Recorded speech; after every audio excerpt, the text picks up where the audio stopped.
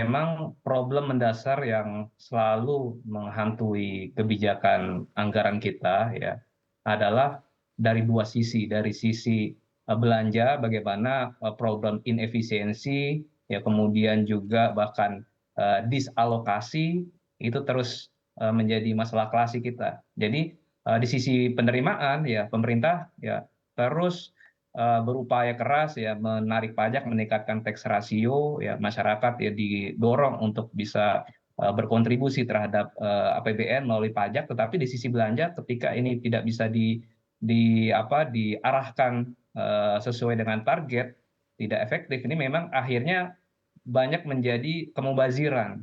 Gitu. Nah, ini sebetulnya apa yang disampaikan Pak Jokowi mengenai fenomena tadi pemanfaatan belanja untuk program stunting dengan analoginya belanja pembelian telur itu hanya 20% dari alokasi. Ini sebetulnya hanya fenomena gunung es. Jadi ini hanya cerminan ya bahwa memang sistem kebijakan birokrasi anggaran kita ini mengalami masalah yang sangat fundamental. Jadi bahkan bayangkan seorang presiden pun ya itu seperti tidak memiliki daya untuk bisa mengarahkan memerintahkan jajarannya untuk bagaimana bisa melakukan reform di bidang fiskal khususnya di sisi belanja.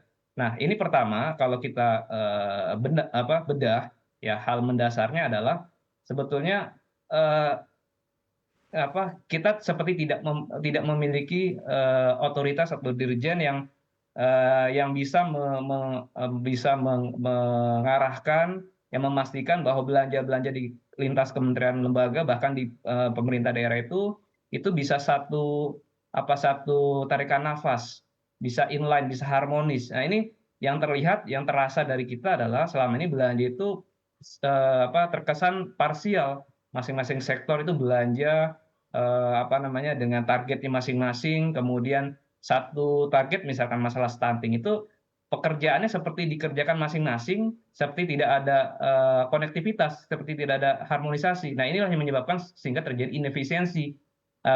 Ada fenomena juga terjadinya overlap belanja antar kementerian lembaga. Nah, ini kan butuh instrumen ya, butuh tools untuk bisa melakukan harmonisasi dalam hal perencanaan maupun dalam hal pengawasan dan evaluasi dari setiap kegiatan aktivitas.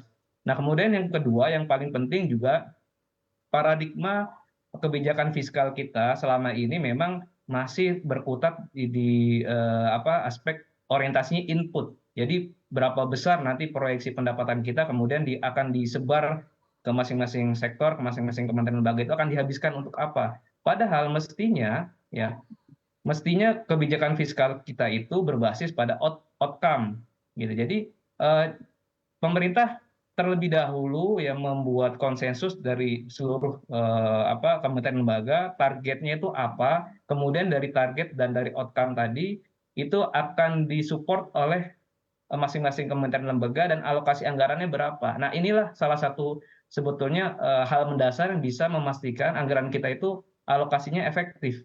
Jadi inilah yang saya pikir seberapapun APBN kita meningkat itu pada akhirnya akan menjadi akan menguap begitu saja ketika paradigma dalam hal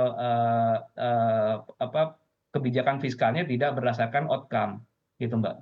Baik, seperti yang Anda katakan tadi Pak Abra, memang masalah ini kan sebenarnya klasik begitu. Artinya dari sebelum era digitalisasi sudah terjadi masalah ini dan sekarang digitalisasi ternyata tidak juga terlalu banyak membantu begitu. Anda lihat apakah sebenarnya masalah ini bisa dibenahi?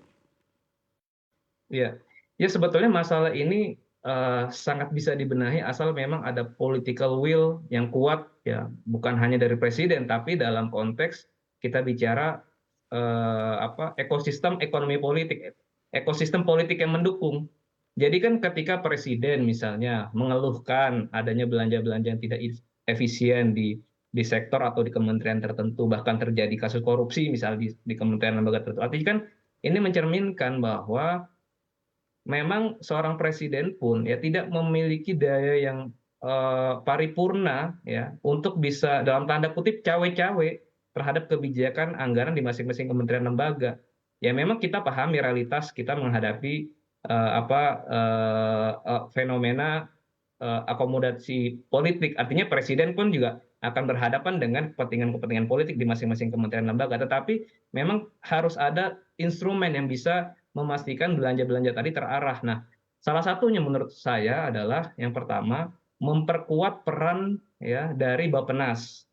Bappenas ya selama ini pasca reformasi memang apa tajinya itu semakin tumpul ya karena terkesan hanya bersifat rutinitas, hanya menghimpun semua usulan program-program dari kementerian lembaga kemudian di pemerintah daerah ya dalam sebuah dokumen dalam bentuk RPJMN atau bahkan setiap tahun RKP, tetapi bagaimana kemampuan Bappenas ya dalam memastikan semua kegiatan aktivitas yang dilakukan seluruh seluruh institusi tadi punya daya ungkit yang sama apa yang kuat terhadap masing-masing target. Ini terlepas gitu yang kita lihat memang daya apa namanya kapasitas Bappenas untuk bisa mengharmonisasikan, memastikan program-program dan kegiatan di masing-masing sektor tadi itu tidak terlalu kuat. Nah, kemudian yang kedua juga saya pikir peran dari BPKP ini juga sangat vital.